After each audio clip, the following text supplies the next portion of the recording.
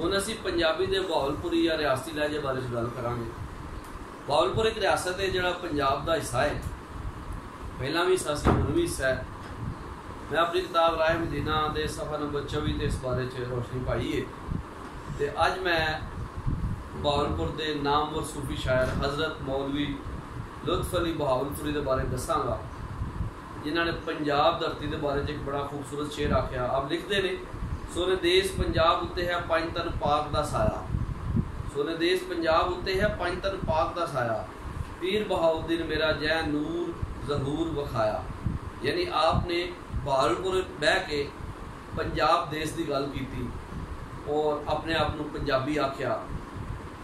यानी आपको पता ही कि बेशक मैं बहावलपुर रियासत रह रहा, लेकिन उन्होंने पता ही कि रियासत बहावलपुर पंजाब का हिस्सा है, पंजाब की रहतर बेहतर की ही तर्जमान है रियासत बहावलपुर। इसलिए आपने लिखा, सोने देश पंजाब उत्ते है पंज तन पाक का साया, पीर बहाउद्दीन मेरा जै नूर ज़हूर वखाया।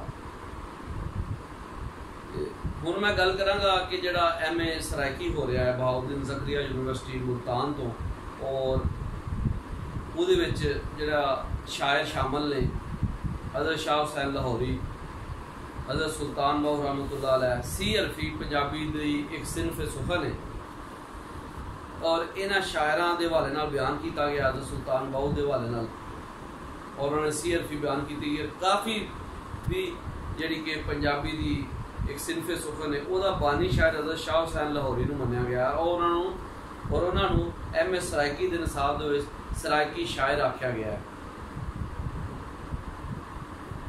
और आपका मशहूर कलाम भी है, माए नी मैं किनू आखा दर्द विछोड़े दा हाल नहीं, और आपका एक कलाम सुनिया भी जाता है, पढ़ाया भी जा रहा है, लाहौर भी, मुल्तान भी, बहावलपुर भी, पिंडी भी, पिंडी गेब भी, अटक भी, हाफजाबाद भी, सियालकोट भी, वो पूरे पंजाब आपको पंजाबी शायर मन्निया गया। हुण उन्होंने कोई सराइकी लहजे के लिहाज नाल कह ले, या मुल्तानी लहजे के लिहाज नाल, या रियासती लहजे के लिहाज नाल, लेकिन जबान एक ही, उस जबान का नाम है पंजाबी। अगों वो लहजे ने, कोई उन्होंने मुल्तानी कह लेंदा, कोई उन्होंने रियासती कह लेंदा, कोई उन्होंने बहावलपुरी कह लेंदा।